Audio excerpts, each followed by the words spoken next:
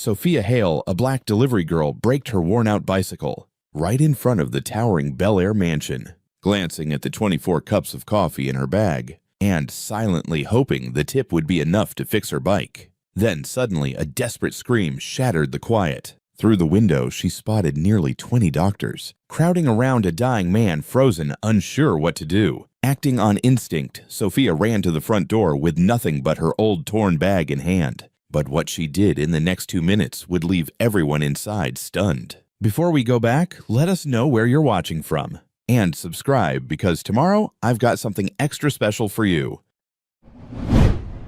Sophia's legs burned as she pedaled up the hill toward Bel-Air. The old steel frame bike groaned with every push, its worn seat digging into her thighs, brakes squealing whenever she had to slow down.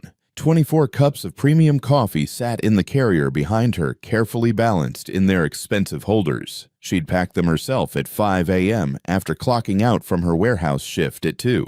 3 hours of sleep. That's all she'd gotten. Her eyes stung from exhaustion, and her breath came out in visible clouds in the cold Los Angeles morning. Winter here wasn't like real winter, not that she'd ever seen snow, but it was cold enough to make her fingers numb, even through her thin gloves.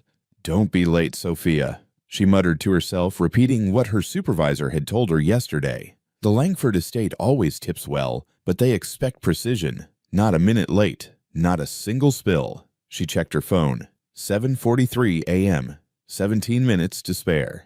The mansions grew larger as she climbed higher, their gates more imposing, their lawns more perfect. This wasn't her world. South LA was her world, cramped apartments, sirens at night, neighbors who knew each other's struggles because they were all fighting the same battle just to survive. But Grandma Marin had taught her something important. If you can help someone, you help them. Doesn't matter if they're rich or poor, black or white, stranger or friend. If you have the ability to ease suffering, you do it. Sophia shook her head, trying to focus. She needed this delivery to go smoothly. $22 plus whatever tip they gave her. Maybe enough to finally fix the bike's brakes properly, instead of just tightening them every few days. The Langford mansion came into view, and her breath caught despite herself. It looked like something from a movie. Cream-colored stone, tall windows, perfectly trimmed hedges, a circular driveway that probably cost more than every car in her neighborhood combined. She guided her bike toward the service entrance on the side where the delivery instructions had specified. Her hands trembled slightly as she lifted the coffee carrier. Not from the cold anymore, from nerves. Then she heard it. A scream. Raw, desperate, the kind that made your blood run cold because you knew someone was dying. Sophia froze the coffee carrier halfway off her bike. The sound came from inside the mansion, from somewhere on the second floor. Through one of the windows, she saw movement. Lots of people in white coats rushing around. Her grandmother's voice echoed in her head. "If you can help." But what could she do? She was just delivering coffee. These people probably had the best doctors money could buy. Who was she to interfere? Another scream, weaker this time. More desperate. Sophia set down the coffee carrier and moved closer to the window. She had to stand on her tiptoes to see inside. Her heart hammered against her ribs. The scene inside made her stomach drop. A man, elderly, gray-haired, wearing silk pajamas, was convulsing violently on a massive 4-poster bed. She counted quickly. 20 people in white coats surrounded him. Doctors, nurses, all of them looking panicked, helpless. Equipment beeped frantically. Someone was shouting orders. Nothing was working. Sophia's mind raced. She'd seen something like this before. 2 years ago, back in her apartment building. Miss Sarah Williams, their downstairs neighbor, had collapsed just like this. The paramedics had been useless, pumping her full of medications that didn't help. But Grandma Marin had known. She'd recognized the signs immediately. Chemical poisoning, her grandmother had said, pressing herbs into hot water, creating a steam tent over Miss Williams' face. Not drugs, not a stroke. Something in the air she's breathing. Sophia looked around the luxury bedroom through the window. Her eyes landed on something in the corner, a diffuser. One of those expensive aromatherapy machines. Even from outside, she could see the mist rising from it. Her pulse quickened. That smell. Even through the closed window, she caught a whiff of it when the breeze shifted. Floral, but wrong. Chemical underneath, trying to hide behind the scent of lavender. Fake essential oils. The cheap kind made with synthetic compounds and industrial solvents. The kind that poisoned Miss Williams. "Oh God," Sophia whispered, "that's what's killing him." She looked at her bike at the coffee carrier at the service entrance where she was supposed to leave the delivery and collect her payment. $22, her bike repair, her rent due in 5 days. Then she looked back at the window at the old man dying while 20 trained doctors stood around unable to save him. Grandma Moran's voice again. If you can help someone, you help them. Sophia made her decision in half a second. She left her bike at the service entrance, left the coffee sitting there, and ran toward the front door of the mansion. Her canvas bag bounced against her hip, the one she always carried, filled with the herbs and remedies her grandmother had taught her to keep on hand. The front door was massive, dark wood with brass fixtures. She grabbed the ornate knocker and pounded it hard 3 times. Nothing. She pounded again harder 6 times. The door swung open and a mountain of a man filled the doorway. He had to be 6'5", 250 pounds of muscle stuffed into a black security uniform. His name tag read Turner. Service entrance is around back, Turner said, his voice flat. He started to close the door. Sophia jammed her foot in the gap. Pain shot through her toes, but she didn't move. Someone's dying in there. 2nd floor, front bedroom. I can help. Turner's expression didn't change. We have 20 doctors handling this situation. We don't need... Your doctors don't know what's wrong with him. Sophia's voice came out, louder than she intended, sharp with urgency. She dug into her canvas bag and pulled out a bundle of dried herbs. I've seen this before. I know what's killing him. Please. Something in her voice must have gotten through, because Turner hesitated. His hand on the door stopped pushing. Look at me, Sophia said, meeting his eyes. Her hands were shaking, but her voice steadied. Do I look like I want to be here? Do I look like I'm trying to scam anyone? I'm a delivery girl on a bike. I should be dropping off coffee and leaving, but I can hear him screaming from outside, and I know what's wrong.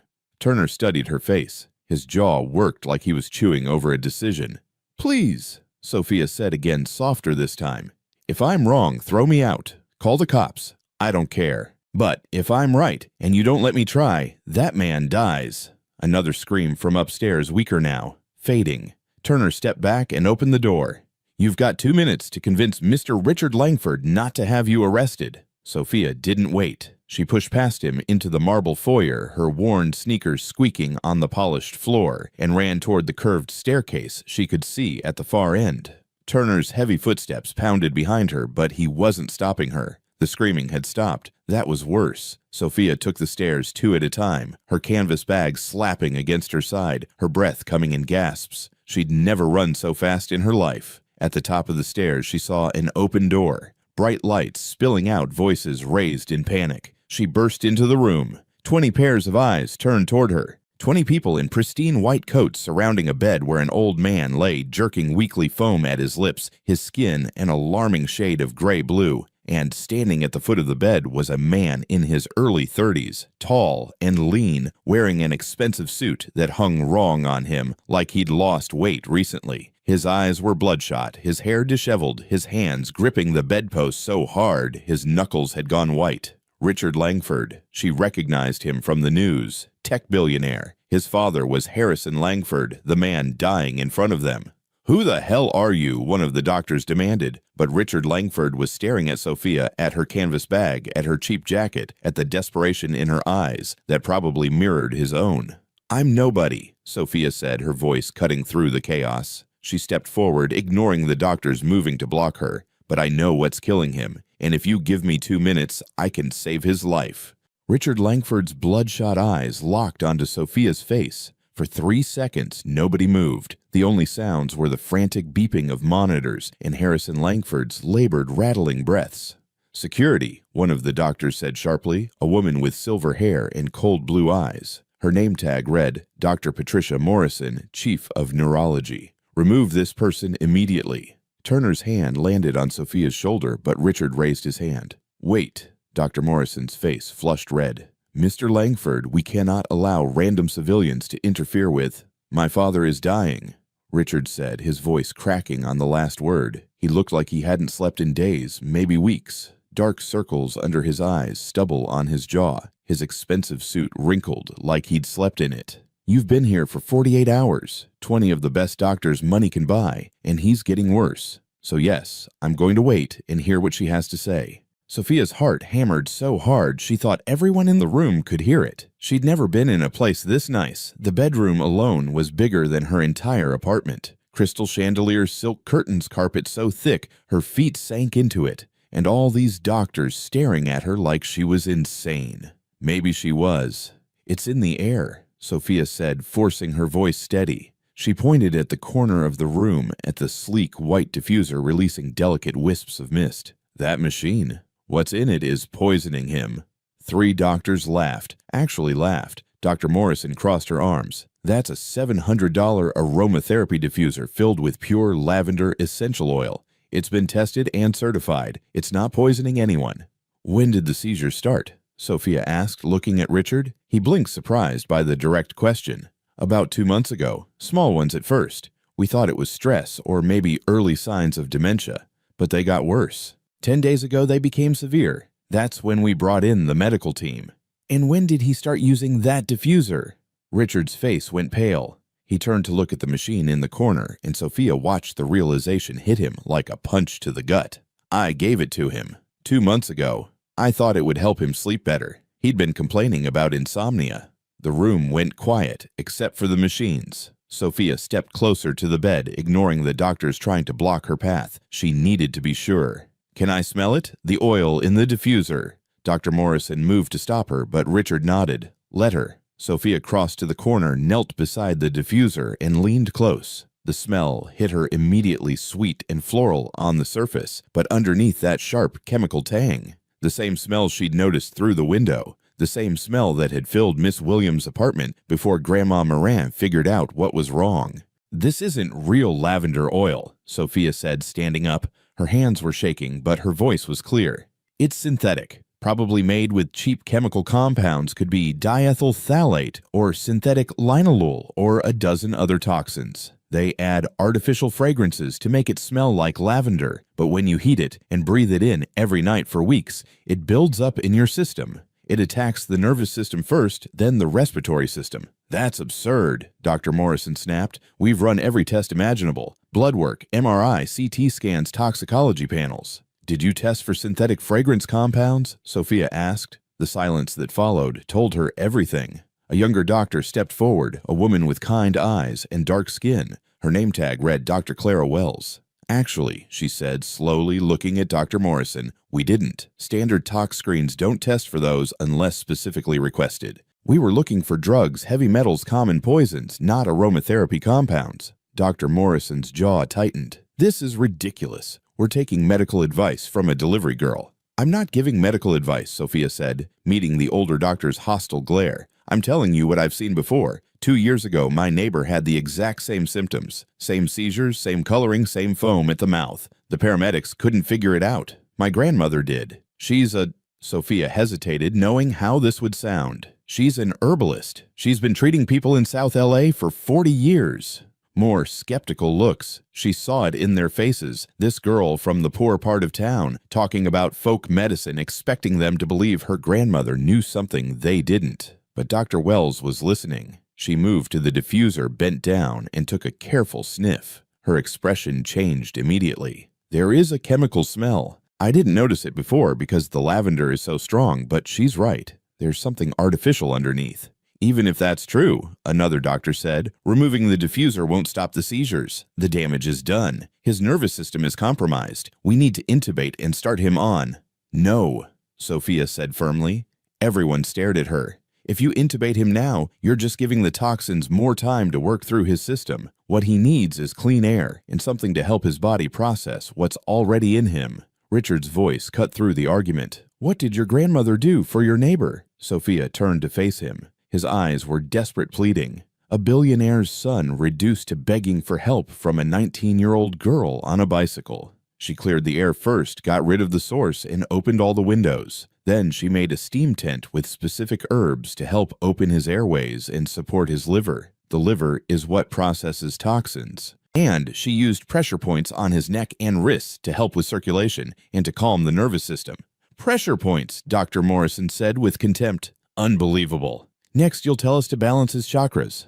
But Richard wasn't listening to her anymore. He was looking at his father, watching the weak convulsions, the labored breathing, the gray-blue tint to his skin. Sophia could see the calculation happening behind his exhausted eyes. His father was dying. Nothing these doctors were doing was working. What did he have to lose? Do it, Richard said. Mr. Langford, I must protest, Dr. Morrison started. I said do it. Richard's voice cracked through the room like a whip. Turn off that diffuser. Open the windows. Let her try. If my father dies anyway, at least I'll know we tried everything. The room erupted in protest, but Richard was done listening. He strode to the diffuser himself and unplugged it. He threw open the tall windows, letting in a rush of cold morning air. The silk curtains billowed inward. Sophia didn't waste time. She dropped to her knees beside her canvas bag and pulled out what she needed. Dried elderflower for respiratory support, milk thistle seeds for liver function, fresh ginger root for circulation. She'd prepared these yesterday like she did every week, never imagining she'd need them here. I need a bowl of very hot water, she said, and clean towels. Dr. Wells moved immediately. Martha, she called to someone in the hallway. Hot water and towels, now. Martha appeared in less than a minute, a woman in her 60s wearing a housekeeper's uniform, carrying a ceramic bowl of steaming water and a stack of pristine white towels. Her eyes went wide when she saw Sophia, recognition flashing across her face. Miss Sophia, Martha whispered, shocked. What are you doing here? You know her, Richard demanded. Martha nodded slowly. She helped me 6 months ago. I had terrible arthritis in my hands, couldn't even hold a dish without dropping it. She gave me some herbs and showed me exercises. The pain went away in 2 weeks. I tried to pay her, but she wouldn't take a cent. Just told me to drink plenty of water and get more rest. The room went silent again. Every eye in the room turned to Sophia with new interest, new calculation. She wasn't just some random girl anymore. She had a history of actually helping people. Dr. Morrison's face had gone rigid, but she didn't say anything. Sophia took the bowl from Martha with trembling hands.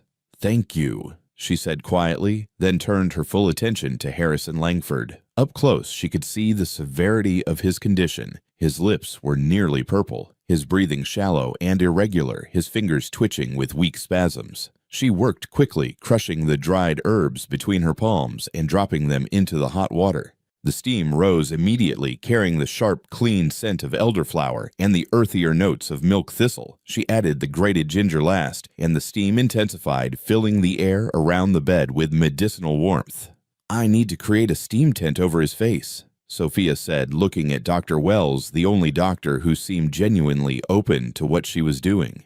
Can you help me? Dr. Wells nodded, and together they arranged the towels to create a loose tent over Harrison's head and the bowl, allowing the herbal steam to concentrate around his nose and mouth without cutting off airflow completely. Now what? Richard asked. He'd moved to stand right beside Sophia, watching every movement with hawk-like focus. Now I need everyone to be quiet for 2 minutes, Sophia said. She placed her fingers gently on Harrison's neck, finding the pressure points her grandmother had taught her, one on each side of the carotid artery, not pressing hard enough to restrict blood flow, but firm enough to stimulate the vagus nerve. These points help calm the nervous system and improve circulation. It's not magic. It's just understanding how the body works.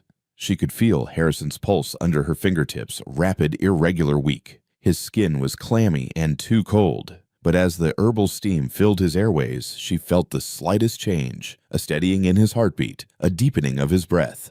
Timer, she said to no one in particular. Someone time this. Dr. Wells pulled out her phone. Starting now.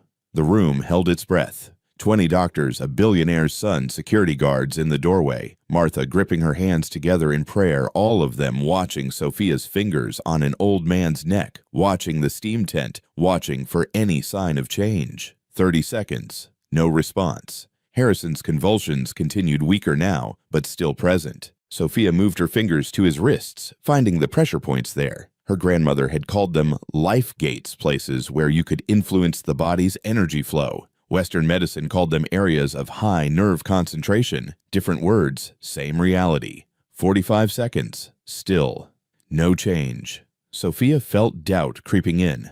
What if she was wrong? What if this wasn't the same thing that had affected Miss Williams? What if she'd just convinced a desperate son to waste his father's last moments on folk medicine that wouldn't work? 1 minute. Harrison's face was still gray-blue, but his breathing had changed slightly. The ragged gasps were evening out, becoming more rhythmic. Dr. Wells noticed it too. His respiratory rate is stabilizing, she said quietly, watching the monitors. 1 minute, 30 seconds. The color in Harrison's lips shifted from purple to a less alarming shade of blue-gray. His facial muscles, which had been locked in a rictus of pain, relaxed fractionally. Richard leaned forward, his hand gripping the bedpost so hard Sophia heard the wood creak. "Dad," he whispered. 1 minute, 45 seconds. The convulsions weakened further. Harrison's eyelids fluttered. Dr. Morrison moved closer despite herself, watching the monitors with disbelief written across her face. "His oxygen saturation is rising," she said, her voice stripped of its earlier contempt. "How is that possible?" 2 minutes. The convulsions stopped completely. Harrison's breathing settled into a slow, steady rhythm. The gray-blue tint to his skin began to fade, replaced by a healthier, more normal color. 2 minutes, 10 seconds. The monitor's frantic beeping slowed, steadied. Red warnings turned to yellow cautions. 2 minutes, 20 seconds. The yellow cautions turned to green. Normal ranges. Harrison Langford's eyes opened. They were unfocused and confused, but they were open. He looked at Richard, at the doctors, at Sophia's face, hovering over him with her fingers still on his wrists. "What?" Harrison's voice came out as a croak. "What happened?" Richard made a sound that was half laugh, half sob. He dropped to his knees beside the bed and grabbed his father's hand. "You're okay. Dad, you're okay." The room erupted. Doctors rushed forward, checking monitors, checking vitals, talking over each other in medical jargon. Dr. Wells pulled out her stethoscope and listened to Harrison's heart, her expression one of pure astonishment. Sophia stepped back, her legs suddenly weak. She'd done it. It had actually worked. The herbs, the pressure points, the simple act of clearing the air, Grandma Moran's knowledge had saved a billionaire's life. Dr. Morrison was staring at the monitors like they'd betrayed her. "This doesn't make sense," she muttered. "The seizures should have caused significant brain damage. He should be unconscious for hours. He shouldn't be able to speak." "But he is speaking," Dr. Wells said quietly. She turned to Sophia, and there was something like awe in her eyes. "What you did just now, I've never seen anything like it. We need to test that diffuser oil immediately. If you're right about the synthetic compounds." "I am right," Sophia said. Her voice came out steadier than she felt. "My grandmother treated 3 other cases like this in our neighborhood over the past 5 years. All of them were using cheap essential oils they bought online or from street vendors. The FDA doesn't regulate aromatherapy products, so companies cut costs by using synthetic chemicals instead of real plant extracts. Most people don't have reactions because they don't use them consistently enough. But someone like Mr. Langford, who probably ran that diffuser every night for hours, breathing in concentrated synthetic compounds in an enclosed bedroom, it builds up, slowly poisons the nervous system." Richard was still kneeling beside his father's bed, tears streaming down his face, gripping Harrison's hand like he'd never let go. He looked up at Sophia, and the expression on his face was something she'd never seen directed at her before. Pure, absolute gratitude mixed with something else. Respect, recognition. "A delivery girl on a bicycle," he said softly, echoing what Dr. Morrison had said earlier with such contempt. "With a canvas bag full of herbs. You saved my father's life when 20 of the most expensive doctors in Los Angeles couldn't figure out what was wrong." Sophia didn't know what to say to that. She picked up her canvas bag, suddenly very aware of how out of place she looked in this room full of wealthy people and medical professionals. "I should go. I left the coffee delivery downstairs. It's probably cold by now." "Wait," Richard said, standing up. He wiped his eyes with the back of his hand, trying to compose himself. "Please wait. I need to talk to you." But Sophia was already moving toward the door, her mind spinning. She'd done what her grandmother had taught her to do. She'd helped someone who was suffering. That was enough. That had to be enough. She didn't belong in this world of mansions and silk curtains and $700 diffusers. "Miss Sophia," Martha called after her. "Wait, please." Sophia stopped in the doorway, turned back. Martha was smiling that same warm smile she'd given Sophia 6 months ago when her arthritis pain had finally faded. "Thank you," Martha said simply, "for being brave enough to help even when you were scared." Sophia nodded, her throat tight. Then she turned and walked quickly down the hall, down the curved staircase with its polished marble, through the foyer and out the front door into the cold morning air. Her bicycle was still at the service entrance where she'd left it, the coffee carrier sitting beside it. She didn't hear Richard Langford following her until he called out, "Please, just give me 5 minutes." Sophia stopped beside her bike, but didn't turn around. Her hands gripped the handlebars, knuckles white. She could hear Richard's footsteps on the gravel behind her expensive shoes crunching on the driveway stones that probably cost more than her monthly rent. "I need to get back to work," she said, still not looking at him. "I have another delivery in 30 minutes. "I'll pay you whatever you would have made today," Richard said. His voice was closer now, maybe 10 feet behind her. 10 times that, 100 times. "Just please talk to me for 5 minutes. Sophia finally turned around. Richard Langford looked even worse in the morning sunlight, the shadows under his eyes deeper, the exhaustion carved into every line of his face. His expensive suit was wrinkled and hung on him like he'd lost 20 pounds recently. This wasn't the polished billionaire from magazine covers. This was a man who'd been watching his father die for weeks, helpless despite all his money. "I don't want your money," Sophia said quietly. "Then what do you want?" Richard asked. There was no arrogance in his voice, just genuine confusion, like he couldn't comprehend someone not wanting payment. Sophia thought about the question. What did she want? To pay her rent, to fix her bike properly, to sleep more than 3 hours a night, to not feel exhausted every single day. But those weren't things she could say to a billionaire standing in front of his mansion. "I want to go home," she said instead. "I want to check on my grandmother and make sure she's okay. I want to deliver this coffee, even though it's cold now, and I'll probably get written up for being late. I want my life to go back to normal." Richard ran a hand through his disheveled hair. "Martha told me you helped her 6 months ago. Said you wouldn't take any money, just told her to rest and stay hydrated. Is that true?" Sophia nodded. Her hands were inflamed. She needed anti-inflammatory herbs, and she needed to stop overworking. "That's all." "How many others?" Richard pressed. "How many other people have you helped like that?" "I don't keep count," Sophia said, feeling defensive now.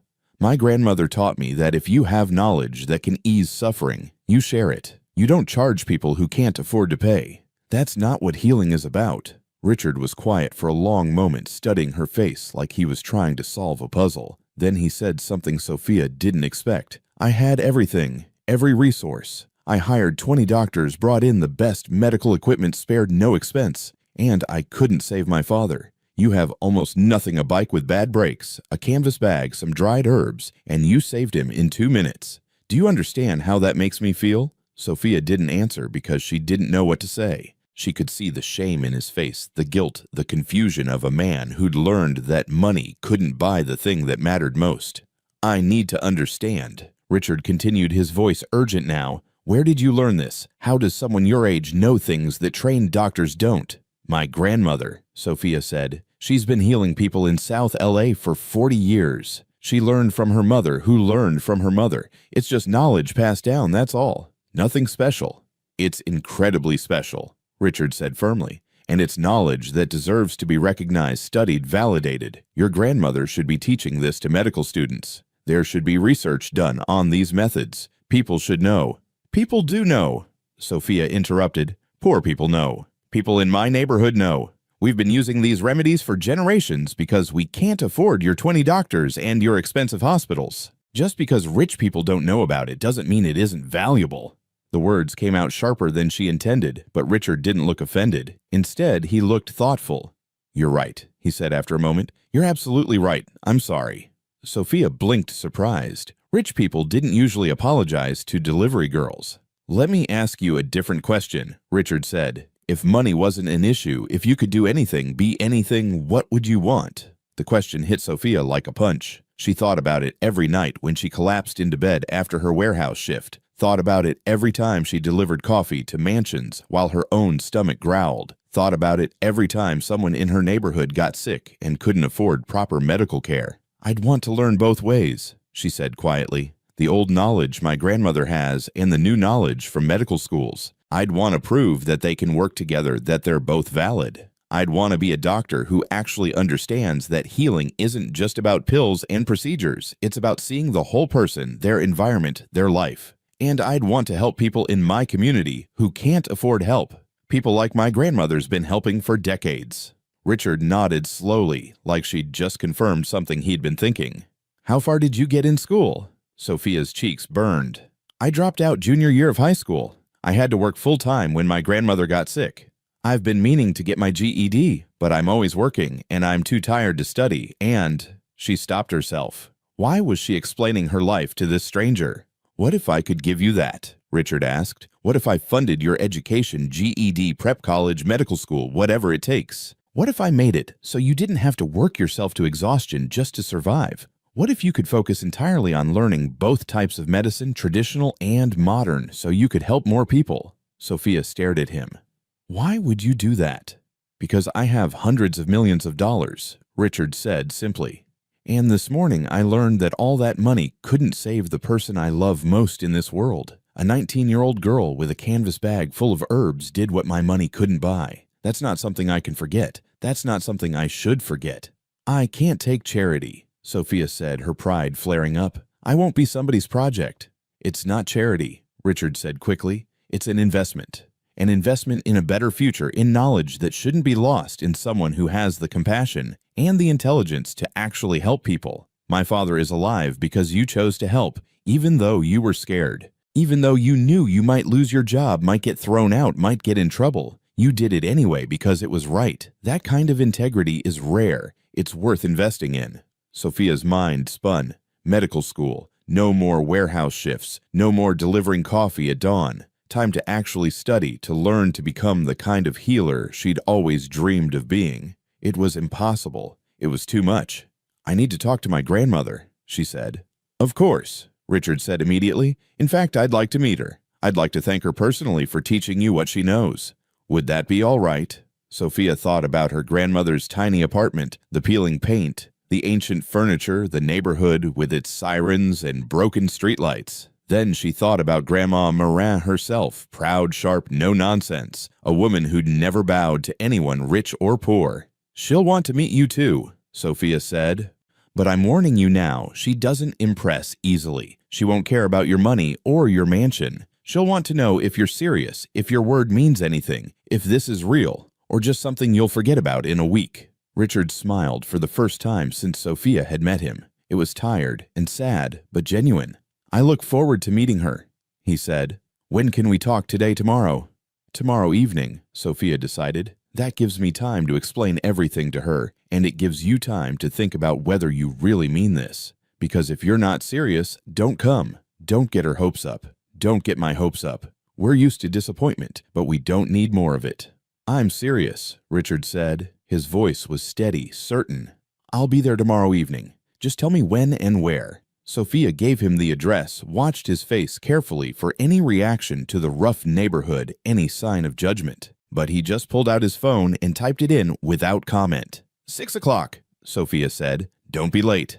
I won't be, Richard promised. Then he reached into his jacket and pulled out his wallet. Sophia tensed, ready to refuse money again, but he just handed her a business card. That's my direct number. If anything changes, if you need anything before tomorrow, call me. Sophia took the card, feeling the expensive paper between her fingers. Richard Langford, CEO, Langford Technologies. A phone number with no area code, the kind reserved for very important people. Thank you, she said, because she didn't know what else to say. Richard nodded. Then he did something unexpected. He extended his hand to shake. Not the way someone might humor a child, but a real handshake equal to equal. Sophia shook his hand, feeling the firmness of his grip, seeing the respect in his eyes.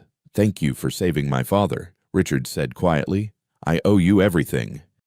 Then he turned and walked back toward the mansion, his shoulders a little straighter than before, some of the exhaustion lifted from his bearing. Sophia stood there for a long moment, holding the business card, trying to process what had just happened. Then she remembered the coffee delivery now completely cold, and the fact that she was definitely late for her next job. The next evening, Sophia paced in the small living room of her grandmother's apartment, while Grandma Morin sat in her worn armchair, watching with sharp, knowing eyes. The apartment was spotless. Sophia had spent the afternoon cleaning, not because she was ashamed, but because she wanted Richard Langford to see their home at its best. The furniture was old, but cared for. The walls were covered with photographs of family herbs hanging to dry from strings across the kitchen window, handwritten recipes taped to the refrigerator. Stop pacing, Grandma Morin said. Her voice was firm despite her age, the voice of a woman who'd commanded respect her entire life. You'll wear a hole in the floor.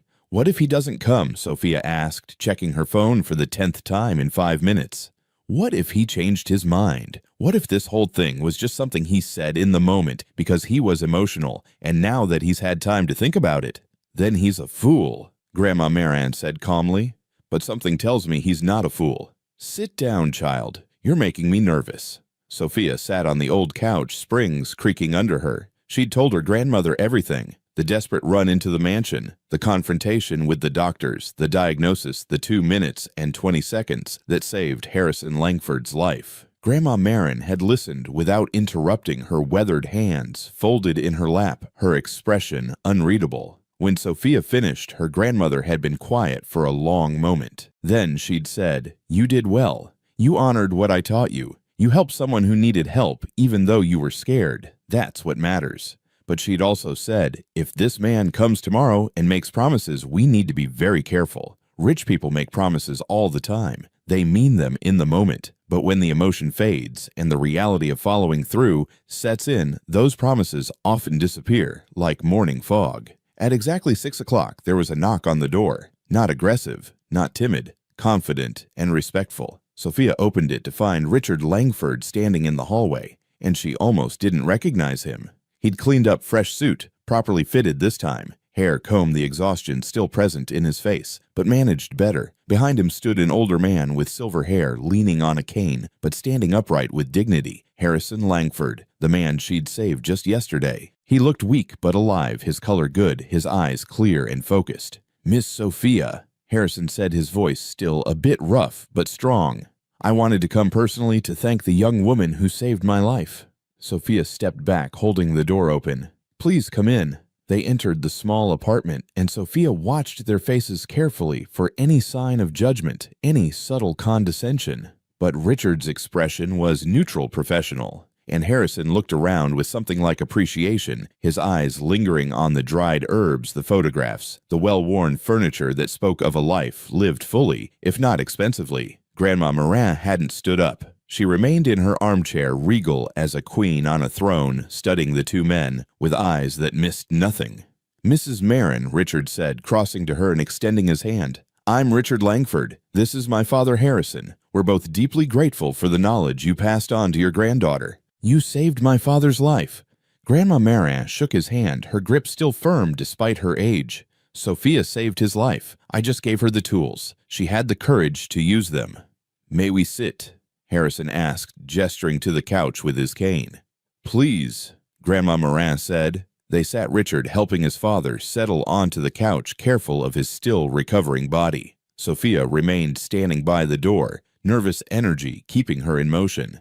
"Let's not waste time with pleasantries," Grandma Morin said bluntly. "Richard tells Sophia he wants to fund her education. I want to know why, and I want to know what you expect in return." Richard didn't look offended by her directness. If anything, he seemed to respect it. "I expect nothing in return except that Sophia pursue her education seriously and use what she learns to help people. As for why your granddaughter demonstrated knowledge that saved my father when 20 expensive doctors failed, that knowledge is valuable. It deserves to be validated, studied, integrated with modern medicine. And Sophia herself is remarkable. She has the intelligence, the compassion, and the courage that make great doctors. I have the resources to give her the education she deserves. It's that simple." "Nothing is that simple," Grandma Marin said. "Rich people don't hand out money without strings attached." "What are the strings?" Harrison spoke for the first time since sitting down. "Mrs. Marin, I'm going to be direct with you because I can see you're a woman who appreciates directness. Yesterday morning, I was dying. I felt my body shutting down, felt my mind slipping away, and I knew these were my last moments. Then your granddaughter burst into my bedroom like an avenging angel, argued with my doctors, and saved my life with herbs and pressure points I didn't even know existed. That kind of knowledge shouldn't be locked away in one neighborhood known only to people who can't afford traditional medical care. It should be everywhere. It should be taught. It should be respected." He paused, his breathing a bit labored from talking so much. Richard put a steadying hand on his father's shoulder. "I'm 90 years old," Harrison continued. "I've made a lot of money in my life, more than I could spend in 10 lifetimes. And yesterday, I learned that all that money was worthless when it mattered most. Your granddaughter, who has almost nothing in material terms, had something more valuable than anything I own. I want to invest in that, not as charity, as recognition that true wealth isn't measured in dollars, it's measured in knowledge, in compassion, in the ability to help others. Grandma Marin studied him for a long moment. Then she looked at Richard. What exactly are you proposing? Richard pulled out a folder from his briefcase and opened it. I've had my lawyers draft a trust document. It ensures funding for Sophia's complete education, GED preparation, college, tuition, medical school, and any additional training she wants to pursue. The funds are protected and can only be used for educational expenses and living costs while she's in school. When she graduates, she owes us nothing. She's free to work wherever she wants, help whoever she wants. There are no obligations, no contracts binding her to our family or our companies. He handed the folder to Grandma Marin, who took it and began reading with slow, careful attention. The room was silent except for the sound of pages turning and the distant noise of the neighborhood outside, cars passing someone's music, playing, children shouting in the street. This says she has to maintain part-time employment while in school, Grandma Marin said, looking up. Why? Because I insisted on it, Sophia said, speaking for the first time since they'd arrived. Everyone turned to look at her. I don't want to forget where I come from. I don't want to become someone who can't understand what it's like to struggle, to work, to be tired. If I'm going to be a good doctor for people in my community, I need to stay connected to what their lives are actually like. Richard nodded. I agreed to that condition because I think it shows wisdom beyond her years. Grandma Marin smiled just slightly. Good girl, she said to Sophia. Then back to Richard. And if Sophia decides halfway through that she doesn't want to be a doctor, if she wants to study something else, or decides this path isn't for her, the trust remains available for any legitimate educational pursuit, Richard said. If she wants to study botany, herbalism, nursing, public health, whatever she chooses, the only requirement is that she's genuinely pursuing education and self-improvement. And if she fails, Grandma Marin pressed, if she can't pass, her classes can't handle the workload. Then we adjust, Richard said simply. Maybe she needs tutoring. Maybe she needs a lighter course load. Maybe she needs time off to recover and try again. Failure is part of learning. The trust doesn't penalize her for being human. Grandma Marin was quiet again, reading through more pages of the legal document. Sophia watched her grandmother's face, saw the calculations happening behind those sharp eyes, the decades of experience dealing with people who promised help and people who actually delivered it. Finally, Grandma Marin set the folder down on her lap and looked at Richard and Harrison.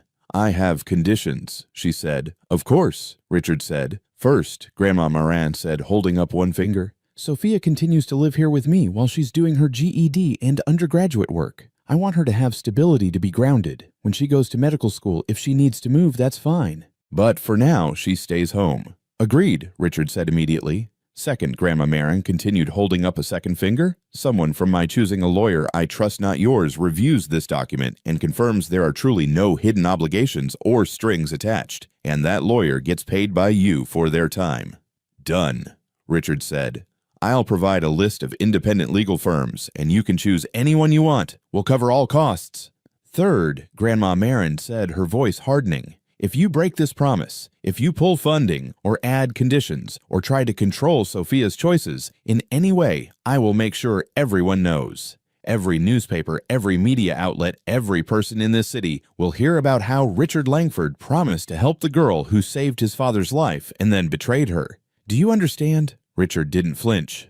I understand, and I accept that condition.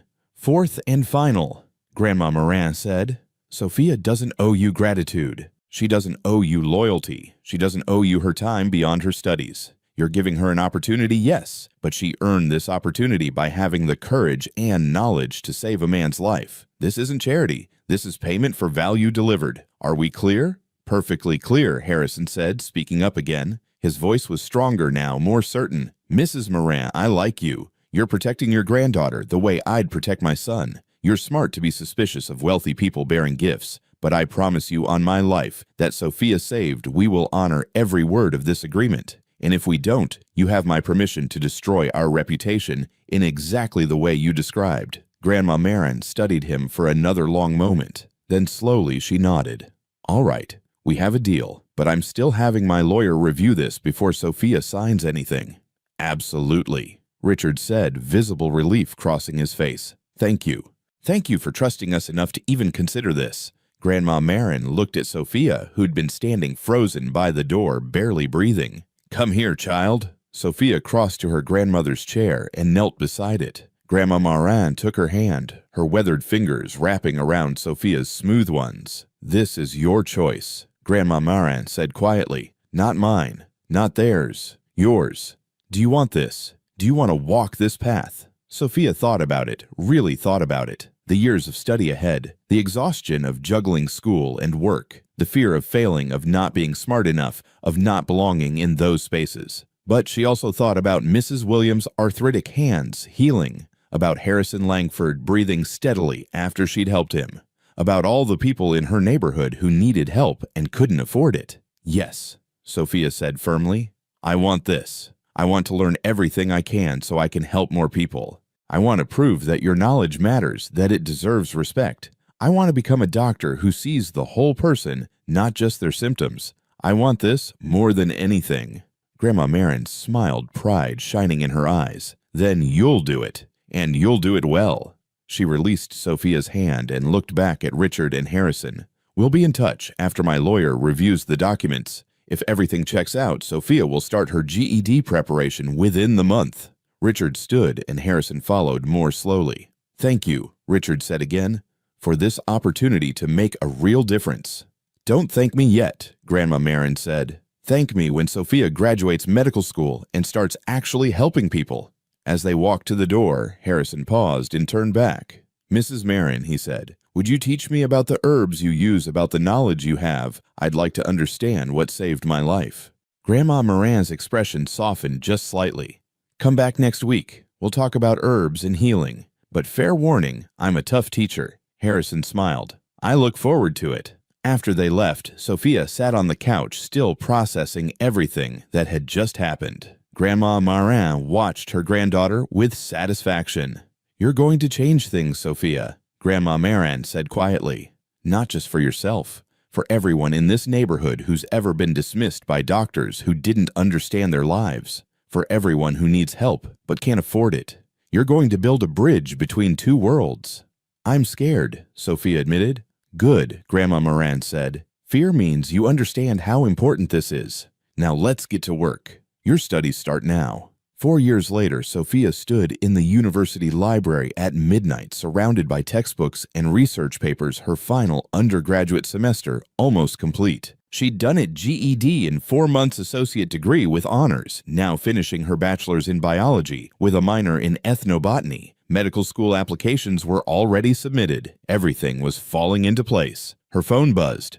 Unknown number. She almost ignored it, but something made her answer. "Is this Sophia Hale?" A man's voice, professional, strained. "Yes. Who's this?" "This is Dr. Kim from County General Hospital. Your grandmother was brought in by ambulance 2 hours ago. She's had a severe stroke. You need to come now."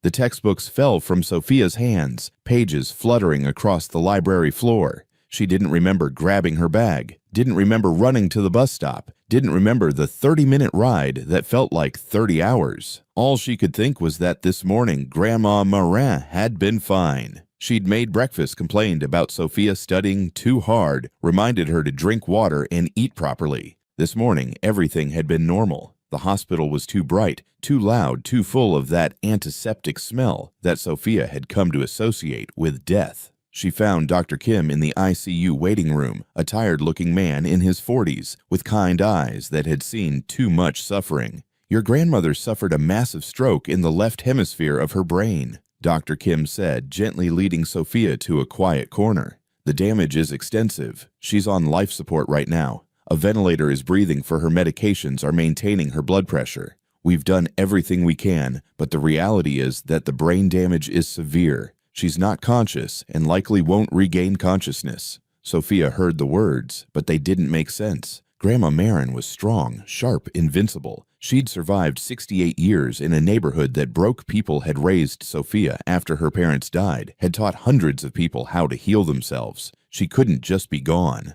"Can I see her?" Sophia's voice came out small, childlike. Dr. Kim led her to a room where machines beeped and hissed, keeping Grandma Marin's body alive through tubes and wires. The woman in the bed didn't look like her grandmother. Her face was slack, unresponsive, a breathing tube taped to her mouth, her eyes closed. The sharp, knowing gaze that had always seen right through Sophia's excuses and fears was gone. Sophia pulled a chair to the bedside and took her grandmother's hand. It was warm, but limp, no answering squeeze, no recognition, just flesh kept alive by machines. "I'm here, Grandma," Sophia whispered. "I'm here." 3 days passed. Sophia barely left the room, except when nurses forced her to. She held her grandmother's hand, talked to her about school and research and the paper she'd published on traditional herbal remedies that had gotten accepted into a peer-reviewed journal. She told her about the medical school interviews, about how excited she was to keep learning, to keep building that bridge between traditional and modern medicine. But Grandma Moran didn't respond. The machines kept breathing for her, kept her heart pumping, but the woman Sophia loved wasn't there anymore. On the 4th day, Dr. Kim came in with another doctor, an older woman with gray hair and gentle eyes. They asked Sophia to step into a consultation room. "We need to discuss your grandmother's care going forward," Dr. Kim said carefully. "The brain scans show that the damage is irreversible. She's not going to wake up. The ventilator and medications are the only things keeping her body functioning. At this point, we need to consider what she would have wanted. Would she want to be kept alive indefinitely on machines? Or would she want to be allowed to pass naturally?" Sophia felt anger surge through her chest, hot and fierce. "You're asking me to let her die?" "We're asking what she would have wanted," the other doctor said gently. "This isn't about giving up. It's about honoring her wishes." "She never told me her wishes." Sophia's voice broke. "We never talked about this because she was supposed to live forever. She was supposed to see me graduate medical school, supposed to be there when I opened a clinic, supposed to—" She couldn't finish. Tears came hard and fast, 4 days of holding them back, finally breaking through. The doctors gave her time to cry, didn't rush her, just sat quietly with tissues and water and the terrible patience of people who'd had this conversation too many times. When Sophia could finally breathe again, Dr. Kim said, "Take some time. Think about what you know of your grandmother, who she was, what she valued. Talk to people who knew her. Then let us know what you decide. There's no rush. We can maintain her support for as long as you need." But Sophia already knew. She just didn't want to admit it. She went back to her grandmother's apartment that evening, the first time she'd been there since the stroke. The place was exactly as Grandma Moran had left it, herbs hanging by the kitchen window, half-finished tea on the counter, a book open on her chair, like she'd just stepped out and would be back any moment. Sophia sat in her grandmother's chair and pulled out the old photo album from the side table. Pictures of Grandma Marin as a young woman, strong and fierce. Pictures of Sophia's mother, who died when Sophia was 5. Pictures of Sophia herself growing up, learning to identify herbs, practicing pressure points on dolls before she was brave enough to try on real people. On the last page, tucked into the binding, was a letter, Sophia's name on the envelope written in her grandmother's distinctive handwriting. Her hand shook as she opened it. "My dear Sophia," the letter began. "If you're reading this, then I'm gone, and you're trying to decide what to do about my body. I know you, child. You're stubborn like me. You'll want to fight to keep me breathing no matter what, because you're not ready to say goodbye. But I need you to hear this. Don't keep me alive just because you can't let go. When my mind is gone, when the real me isn't there anymore, let me go peacefully. Don't trap my body here when my spirit is ready to leave. You've already given me the greatest gift I got to see you become the woman I always knew you'd be. Smart, compassionate, brave. I got to see you start building that bridge between worlds that will help so many people. That's enough. More than enough. When the time comes, let me go with dignity. And then keep going yourself. Keep learning, keep growing, keep helping people. That's what I want. That's my final wish. I love you more than words can say. You've been my greatest joy. Now it's time for you to fly without me. Be brave, my girl. Be brilliant. Be kind. Make me proud. All my love, Grandma Moran." Sophia read the letter 3 times, tears streaming down her face, her grandmother's words both breaking her heart and giving her permission to do what needed to be done. The next morning, she met with Dr. Kim and told him her decision. They scheduled the removal of life support for that evening, giving Sophia time to say goodbye. She sat beside her grandmother's bed for hours, holding that warm but unresponsive hand, talking about everything and nothing. She told her about the community health clinic she wanted to open in South LA, designed to combine traditional and modern medicine, where poor people could get care that respected both their culture and their needs. She told her about the research she wanted to do documenting traditional healing practices before they disappeared, proving their value scientifically. "You taught me that healing belongs to everyone," Sophia said through tears. "That it's not about money or prestige or fancy equipment. It's about seeing people really seeing them and giving them what they need. I promise I'll remember that. I promise I'll honor what you taught me." At 6 o'clock, Dr. Kim came in with a nurse. Richard and Harrison Langford arrived too. They'd stayed in touch over the years, with Harrison regularly visiting Grandma Moran to learn about herbs and healing. They stood quietly in the corner, respectful of Sophia's grief. "Are you ready?" Dr. Kim asked gently. Sophia nodded, unable to speak. They turned off the ventilator, removed the breathing tube, stopped the medications, and then there was just waiting. Grandma Maran's breathing was shallow, irregular, her body slowly shutting down without the machines to force it to keep going. Sophia held her hand, stroking her grandmother's hair, whispering all the things she wished she'd said more often. "Thank you. I love you. You saved me. You made me who I am."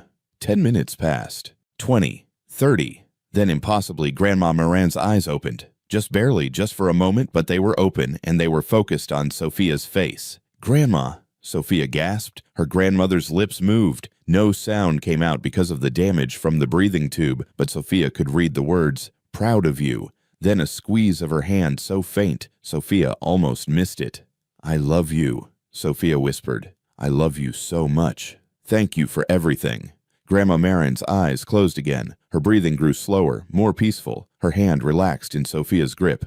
At 7:43 p.m., the same time Sophia had been pedaling toward the Langford mansion 4 years ago, Grandma Maran took her last breath and was gone. The room was silent, except for Sophia's quiet crying. Dr. Kim checked for a pulse, confirmed what they all knew, and gently covered Grandma Maran with a sheet. Richard approached carefully, putting a hand on Sophia's shoulder. "I'm so sorry," he said quietly. "She was an extraordinary woman. She was everything," Sophia said, her voice broken. "She was everything, and now she's gone, and I don't know how to do this without her." "You do know," Harrison said, moving to stand beside Richard. His recovery had been complete, his mind sharp, his body strong despite his age. "She taught you how. Every lesson, every patient you watched her treat, every conversation you had, she was preparing you for this. She knew she wouldn't be here forever. She made sure you'd be ready." Sophia looked up at them through tears. "She wanted me to keep going. She left me a letter. She said to keep learning, keep helping people, keep building that bridge. She said that's what she wanted." "Then that's what you'll do," Richard said firmly. "And we'll help however we can." The funeral was held 5 days later at the small church in South LA, where Grandma Moran had spent decades providing free health advice after services. The church was packed, hundreds of people whose lives she'd touched, whose pain she'd eased, whose illnesses she'd helped heal. Mrs. Williams was there with her arthritic hands that worked perfectly now. Martha came from the Langford estate. Dr. Clara Wells attended, along with several other doctors who'd learned to respect traditional medicine after witnessing what Sophia had done. Richard and Harrison Langford sat in the back, quiet and respectful, their expensive suits standing out, but their grief genuine. Sophia gave the eulogy, her voice steady despite the tears. "My grandmother believed that healing was about more than medicine. It was about dignity, about respect, about seeing the whole person and honoring their knowledge and their experience. She taught me that poor people deserve the same quality of care as rich people, that traditional knowledge is just as valuable as modern science, and that if you have the ability to help someone, you help them. No conditions, no judgment, just compassion. I'm going to medical school next year. I'm going to become a doctor. And every patient I see, every person I help, will be a testament to what she taught me. Her legacy lives on through everyone in this room, through everyone she healed, through everyone she taught to heal others. She's not really gone. She's in all of us." After the service, after the burial, after everyone had left, Sophia stood alone at her grandmother's grave. The sun was setting over South LA, painting the sky in shades of orange and gold. "I won't let you down," Sophia promised the fresh earth and the headstone that read, "Marin Hale, Healer, Teacher, Grandmother. She helped everyone. I'll make you proud. I'll finish what we started together. I promise." The wind picked up, rustling through the cemetery trees, and for just a moment Sophia could have sworn she heard her grandmother's voice. "I know you will, child. I know you will." 2 months later, Sophia started medical school. She'd deferred enrollment by 1 semester to grieve, to process, to prepare herself mentally for the challenge ahead. Now, walking into the lecture hall on her first day, she felt both Grandma Morin's absence like a physical wound and her presence like armor. The other students looked young, confident, privileged. Most of them came from families of doctors, had gone to expensive undergraduate programs, had never worried about paying rent or working night shifts at warehouses. Sophia, at 23, was one of the older students, and she was definitely one of the poorest, despite the trust fund covering her tuition. The first month was brutal. Medical school was nothing like undergraduate courses. The volume of information was overwhelming, the pace relentless, the expectations impossibly high. Anatomy, physiology, biochemistry, pharmacology, all of it crammed into her brain, simultaneously tested, constantly leaving no room for weakness. Sophia failed her first anatomy exam, failed it badly, a 53%, when she needed 70 to pass. She sat in her car in the parking lot after getting her score back, staring at the red F on the paper, and felt her world crumbling. She'd promised Grandma Morin she'd succeed. She'd promised to honor the trust Richard had placed in her. She'd promised herself she'd prove that someone from South LA could become a doctor. And she was failing. Her phone rang. Dr. Clara Wells, who'd become a mentor over the past 4 years. "I heard about the exam," Dr. Wells said without preamble. "Come to my office. Now." Sophia drove to County General Hospital where Dr. Wells worked, feeling numb. Dr. Wells met her in her office, a small space crammed with medical texts and patient files, and Sophia noticed a small potted herb garden on the windowsill. "Sit," Dr. Wells commanded, pointing to a chair. Sophia sat. "You failed because you're trying to memorize everything like facts in a textbook," Dr. Wells said bluntly. "That doesn't work in anatomy. You need to see connections, systems, relationships. You need to think about the body the way your grandmother thought about it, as an interconnected network where everything affects everything else." "I don't understand," Sophia said quietly. Dr. Wells pulled out an anatomy textbook and opened it to the cardiovascular system. "Traditional anatomy teaching shows you the heart, the arteries, the veins all separate. You memorize each part, each valve, each vessel. It's disconnected information, but your grandmother didn't see bodies that way, did she?" Sophia shook her head. She talked about flow, about energy moving through channels, about how the heart wasn't just a pump, but part of a whole system that included breathing, digestion, emotion, everything. "Exactly," Dr. Wells said. "That's how you need to study anatomy. Not as separate parts, but as systems that flow together. The heart connects to the lungs, which connect to the blood, which connects to every organ and tissue. It's all one network. Study it that way, the way your grandmother would have understood it, and you'll never forget it." Something clicked in Sophia's mind. She'd been so focused on learning medicine the right way, the academic way, the modern way, that she'd forgotten the foundation Grandma Morin had given her. The understanding that bodies were living systems, not mechanical collections of parts. She passed the next anatomy exam with an 87, but medical school revealed something else to Sophia, something disturbing that she couldn't ignore. During her clinical rotations in the emergency department, she saw the same patients returning over and over. Mrs. Judith Thompson, a 78-year-old woman with heart failure, came in 5 times in 2 months. Each time, the doctor stabilized her prescribed expensive medications and sent her home. The 5th time, Sophia asked to speak with Mrs. Thompson privately. "Why do you keep coming back?" Sophia asked gently. Mrs. Thompson's eyes filled with tears. "I can't afford all the medications they prescribe. I have to choose between pills and food, so I take half doses to make them last longer, and then I get sick again. And the diet they want me to follow, fresh vegetables, lean protein, no salt that costs money, I don't have. I live on canned soup and bread because that's what I can afford. I know it's making me worse, but I don't have a choice." Sophia felt rage burning in her chest. The medical system was failing this woman. Not because the doctors didn't know how to treat heart failure, but because they didn't understand or didn't care about the reality of her life.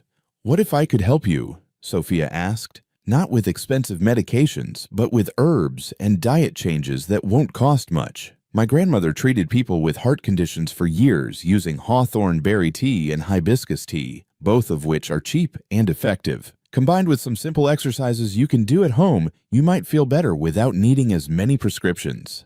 Mrs. Thompson looked skeptical, but desperate. Your grandmother was Marin Hale. I knew her. She helped my sister years ago. She was, Sophia said, and she taught me everything she knew. Over the next 3 months, Sophia worked with Mrs. Thompson under the guidance of Dr. Hayes, one of the few doctors at the hospital who practiced integrative medicine. They gradually reduced her prescription medications while adding hawthorn berry and hibiscus teas, taught her simple breathing exercises, helped her find a community garden where she could get fresh vegetables cheaply. Mrs. Thompson didn't come back to the emergency department. Her heart function improved. She lost 15 pounds, her energy increased, and most importantly, she felt like she had control over her own health again instead of being a passive recipient of treatments she couldn't afford. When Sophia presented the case to her class, several professors were skeptical. One called it pseudoscience and suggested Sophia was playing with people's lives by promoting unproven remedies. Sophia stood her ground. Hawthorn berry has been used for heart conditions for centuries across multiple cultures. Recent studies show it improves cardiac function and reduces symptoms of heart failure. Hibiscus tea has been proven to lower blood pressure. These aren't unproven remedies. They're just not pharmaceutical drugs, so they don't get the same attention or respect. And more importantly, Mrs. Thompson can actually afford them, which means she'll actually use them consistently, which means they'll actually work. A perfect prescription that a patient can't afford or won't take is worthless. A simple remedy that a patient can access and will use is medicine. The professor had no response to that, but Dr. Hayes approached Sophia after class. You're right, and you handled that well. Have you heard of the National Integrative Medicine Institute? They offer research fellowships for medical students interested in studying traditional healing practices. You should apply. Sophia applied, and to her shock, received the fellowship. It came with funding to travel across the country documenting traditional healers and their methods, Navajo medicine men in Arizona, Vietnamese herbalists in Orange County, Appalachian folk healers in the Kentucky mountains, Creole root workers in Louisiana. She spent 2 years during medical school traveling whenever she had breaks, recording interviews, observing treatments, carefully documenting preparation methods and patient outcomes. She approached it all with scientific rigor, but also with deep respect, never claiming to be an expert, always presenting herself as a student learning from masters. The Navajo medicine man she interviewed, Thomas Begay, told her something that stayed with her. Western medicine is good at treating symptoms fast. Our medicine is good at treating the whole person slow. Both are necessary. Both are real medicine. The problem is when one claims to be the only truth. Sophia wrote that down and made it the foundation of her research thesis, Integrative Approaches to Chronic Disease Management, combining traditional healing practices with modern medicine. The thesis was controversial, celebrated by some professors and dismissed by others, but it got published in a major medical journal, and suddenly Sophia wasn't just a medical student from South LA anymore. She was a voice advocating for a more comprehensive approach to healthcare, one that honored traditional knowledge while embracing modern science. During her final year of medical school, Richard Langford called her. She hadn't heard from him in months. They'd maintained occasional contact, checking in on each other, but both had been busy with their respective lives. I want to build something, Richard said without preamble. Something that actually changes how healthcare works in underserved communities. I've been thinking about it for years, and I'm finally ready to act. I want your input. Can we meet? They met at a coffee shop in South LA, neutral territory, far from either of their usual worlds. Richard looked older now, some gray in his hair, but his eyes were sharp and focused. I want to create a community health center, Richard said. One that combines traditional and modern medicine, that serves people regardless of their ability to pay, that treats patients with dignity and respect. I want to name it after your grandmother, the Marin Hale Community Health Center, and I want you to run it after you finish your residency. Sophia stared at him. That's years away. I still have residency to complete. I know, Richard said, but good things take time. I'll start the process now, buying land, hiring architects, building the facility. By the time you're ready to lead it, it'll be ready for you. What do you think? Sophia thought about Grandma Moran, about the promise she'd made at the gravesite, about Mrs. Thompson and all the other patients caught between two worlds, too poor for adequate modern care, too disconnected from their traditional knowledge to heal themselves. I think it's exactly what needs to exist, Sophia said. But it can't just be a clinic. It needs to be a teaching center too, a place where medical students learn to integrate different approaches, a place where traditional healers and modern doctors can share knowledge as equals. Richard smiled. Then that's what we'll build. 4 years later, Dr. Sophia Hale finished her residency in family medicine with additional training in integrative approaches. She was 31 years old, had published 15 papers on traditional medicine, and was ready to return to South LA to open the doors of the Maureen Hale Community Health Center. The building stood on a corner lot that had been vacant for 20 years, transformed into a beautiful facility that combined modern medical equipment with spaces designed for traditional healing. There were exam rooms with state-of-the-art diagnostic tools. There was a pharmacy stocked with both prescription medications and carefully sourced herbal remedies. There was a rooftop garden growing medicinal herbs, the same ones Grandma Morin had used. There was a teaching kitchen where nutritionists taught people how to cook healthy food on a budget. And there was a healing circle, a round room with comfortable seating where traditional healers and modern doctors could sit together as equals, sharing knowledge and learning from each other. On opening day, the line of patients wrapped around the block. People who'd known Grandma Moran, people who'd heard about Sophia's work, people who were desperate for health care they could afford, and doctors who would actually listen to them. Richard and Harrison Langford came to the opening. Harrison was 90 now, moving slowly but still sharp, still alive 11 years after Sophia had saved him with herbs and pressure points. "This is what your grandmother envisioned," Harrison said to Sophia as they stood in the lobby watching people stream through the doors. "A place where healing belongs to everyone." Sophia looked around at the center that bore her grandmother's name at the patients being greeted with respect and kindness at the blend of traditional and modern medicine finally working together, and felt something she hadn't felt since Grandma Moran died. Peace. "We're just getting started," Sophia said. The Maureen Hale Community Health Center transformed South LA in ways Sophia hadn't imagined. Within the first year, they served over 3,000 patients. People who'd gone years without seeing a doctor because they couldn't afford it. People who'd been dismissed by emergency rooms for non-urgent conditions that were slowly killing them. People who needed someone to see them as human beings, not just case numbers or insurance claims. Sophia worked 14-hour days, seeing patients, training new staff, developing protocols that integrated traditional remedies with modern treatments. Every evening, she climbed to the rooftop garden where Grandma Morin's herbs grew thick and fragrant, and she felt her grandmother's presence in the warm earth and green leaves. The center wasn't just about treating illness. It was about rebuilding trust between a community and a healthcare system that had failed them for generations. Sophia insisted that every doctor and nurse spend time listening before prescribing, understanding each patient's life circumstances, before recommending treatments they couldn't afford or maintain. Mrs. Thompson, now 83, volunteered at the center 3 days a week, greeting patients and sharing her own story of healing. "Dr. Sophia saved my life," she'd tell anyone who'd listen. Not with expensive drugs, but with respect and knowledge that actually worked for someone like me. 5 years after opening the center, had expanded twice, hired 30 staff members, and trained over 100 medical students in integrative approaches. Sophia published a book documenting the center's methods and outcomes, proving statistically that their model reduced hospital readmissions by 60% and improved patient satisfaction scores beyond any traditional clinic in the area. That's when Richard called again.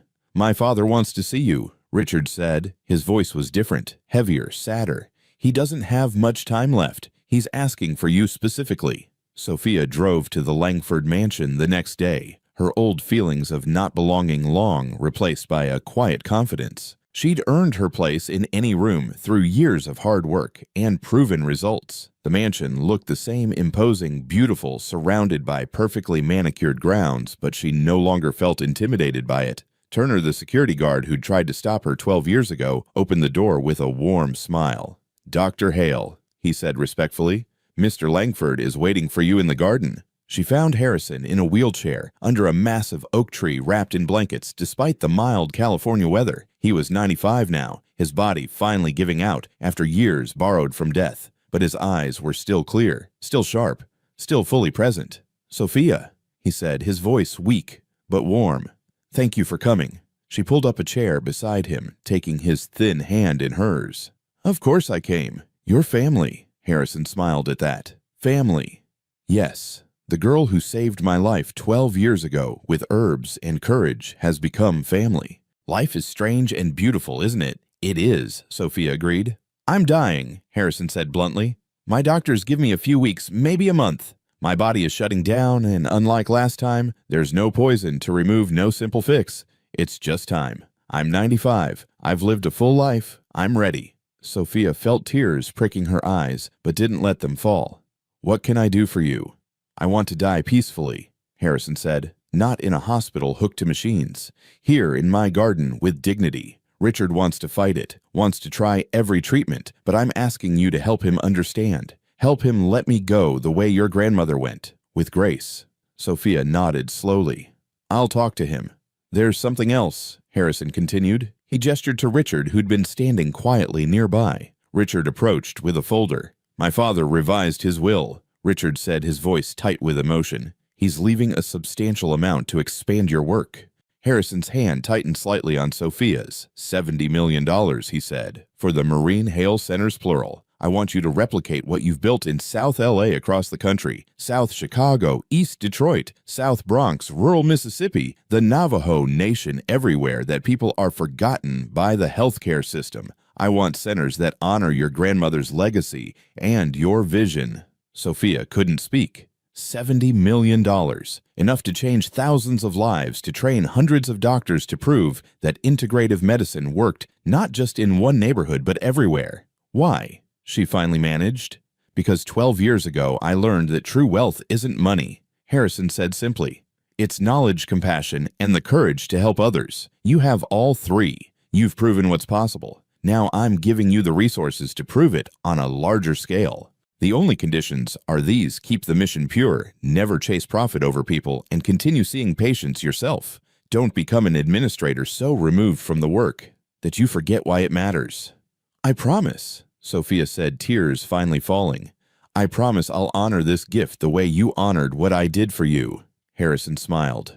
I know you will. That's why I chose you. They talked for another hour about the future, about Harrison's memories of learning about herbs from Grandma Marie, about how strange and wonderful it was that a delivery girl on a bicycle had changed the trajectory of so many lives. As the sun began to set, Harrison grew tired. Will you come back? He asked Sophia. In the coming weeks, I'd like to see you again before the end. As often as you want, Sophia promised. She visited 3 times a week for the next month. They talked about life and death, about legacy and meaning, about the privilege of dying peacefully when you're ready. Richard gradually came to accept his father's decision, helped by Sophia's gentle explanations about dignity and choice in honoring someone's wishes about their own body. Harrison Langford died on a Tuesday morning in his garden, with Richard holding one hand and Sophia holding the other. His last words were, "Thank you for giving me 12 extra years. Thank you for teaching an old man that there's always more to learn." The funeral was enormous: business leaders, politicians, celebrities, but Sophia noticed that Richard had also invited patients from the Marine Hale Center. Mrs. Thompson sat in the front row, crying for a man she'd never met, but whose generosity had made her healing possible. After the service, Richard showed Sophia something he'd been working on.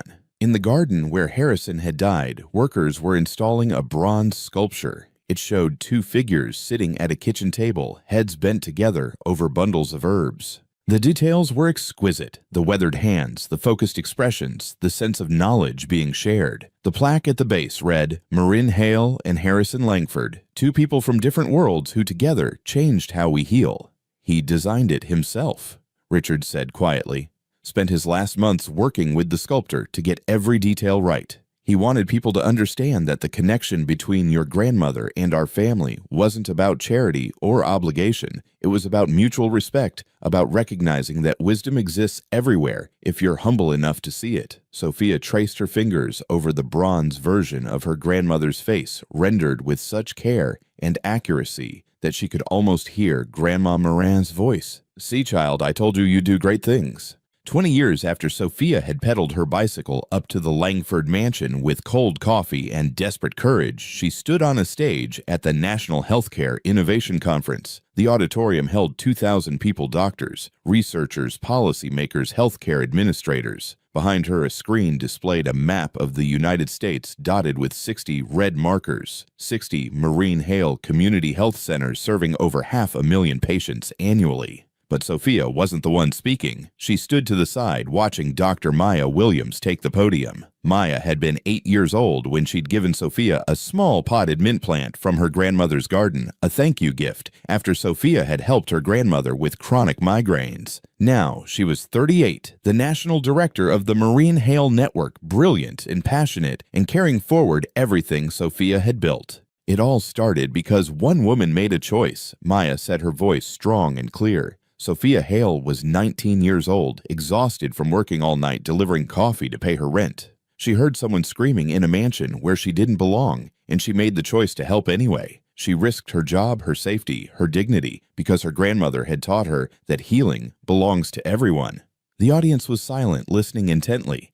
That choice saved one man's life, but it did more than that. It proved that traditional knowledge and modern medicine aren't enemies, they're partners. It showed that the most sophisticated healthcare in the world means nothing if patients can't access it, afford it, or trust the people providing it. And it demonstrated that the people who need healing most are often the ones the system ignores. Maya clicked to the next slide showing the rooftop garden of the original South LA Center herbs growing thick and green in neat rows. We've now treated over 3 million patients across 60 centers. Our model has been adopted by 23 medical schools. Our patient outcomes exceed national averages for chronic disease management. Our costs are 40% lower than traditional clinics because we prevent problems instead of just treating emergencies. And most importantly, our patients feel seen, heard, and respected, something that can't be measured in statistics but makes all the difference in healing. Another slide, this one showing patients of all ages and backgrounds in the healing circles, traditional healers and modern doctors sitting together sharing knowledge.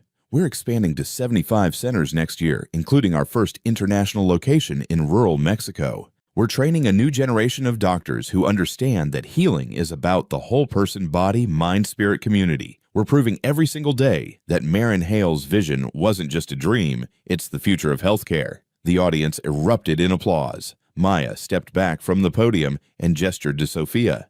None of this would exist without Dr. Sophia Hale, who had the courage to knock on a door. She didn't belong behind the wisdom to trust what her grandmother taught her and the dedication to spend the last 20 years building something that will outlast all of us. Sophia walked to the podium feeling the weight of 2 decades, the memory of Grandma Morin's voice, the faces of thousands of patients she'd treated. She was 51 now, her hair showing gray at the temples, her hands marked by years of work, but her eyes were still bright with purpose. "I'm going to tell you the truth," Sophia said, her voice carrying to the back of the auditorium. "I was terrified that morning. I thought those security guards would throw me out. I thought those doctors would laugh at me, and some of them did. I thought I'd fail, that my grandmother's remedies wouldn't work, that I'd just be embarrassed and lose my job. But I did it anyway because being brave doesn't mean not being scared. It means being scared and doing the right thing anyway." She paused, scanning the faces in the crowd. So many young doctors, so many people who wanted to make a difference. Everything we've built, every center, every life saved every patient who finally got the care they deserved, started with one simple idea. Healing belongs to everyone, not just people with money, not just people with insurance, not just people who speak English or have transportation or know how to navigate complex medical systems. Everyone. And when we commit to that principle, when we truly see every patient as a whole person deserving of dignity and respect, medicine becomes what it's supposed to be. Not a business, not a privilege, a human right. The applause was thunderous. Sophia let it wash over her, thinking about how impossible this would have seemed 20 years ago. A delivery girl on a broken bike, dreaming of medical school, grieving her grandmother, scared she wasn't smart enough or strong enough to survive. After the conference, Sophia returned to the original South LA Center. She still saw patients there 2 days a week, keeping her promise to Harrison, staying connected to why the work mattered. Today was Rooftop Garden Day, her favorite when she could work in the soil where Grandma Morin's herbs still grew, propagated, and replanted countless times, but still descended from those original seeds. Mrs. Thompson found her there, moving slowly with a walker now, but still volunteering, still alive at 93, when doctors had given her months to live 20 years ago. "Dr. Sophia," Mrs. Thompson called. "There's someone here to see you." A young girl stood in the doorway to the rooftop, maybe 19 years old, thin and nervous, holding a canvas bag. She looked exactly like Sophia had looked 2 decades ago, scared but determined, poor but proud, carrying knowledge she didn't know if anyone would respect. "Dr. Hale," the girl said, "my name is Rose Martinez. My grandmother is a curandera, a traditional healer in our neighborhood. She's been teaching me since I was little. I want to be a doctor, but I don't know if I can afford school, and I don't know if anyone will take me seriously, and I—" She stopped, overwhelmed. Sophia smiled, seeing herself in this girl's desperate hope, the circle continuing the legacy, passing forward to another generation. "Come sit with me," Sophia said, gesturing to the garden bench. "Tell me about your grandmother's remedies. Tell me what you know. And then let's talk about how we're going to get you into medical school." Rose's face lit up with the same expression Sophia had worn when Richard had made his offer, disbelief mixed with desperate hope. As they talked, Sophia looked out over South LA, the neighborhood where she'd grown up and struggled and learned to heal. The sun was setting, painting the sky in shades of orange and gold, the same colors that had surrounded her at Grandma Morin's grave when she'd made her promise. A promise kept, a legacy established, a future secured. Sophia heard her grandmother's voice on the wind, as clear as if she were standing right there. "You did good, child. You did real good. Now watch what this next generation builds on the foundation you gave them." Sophia smiled, put her arm around Rose's shoulders, and said, "Let me tell you about a woman named Marion Hale, and about the day I decided to knock on a door I didn't belong behind." The story would continue. The healing would continue. The legacy of compassion and courage would pass to new hands, new hearts, new generations who understood that medicine wasn't about prestige or profit. It was about serving humanity with everything you had. And it had all started with a 19-year-old delivery girl on a bicycle who'd heard someone screaming and chosen to help. Join us to share meaningful stories by hitting the like and subscribe buttons. Don't forget to turn on the notification bell to start your day with profound lessons and heartfelt empathy.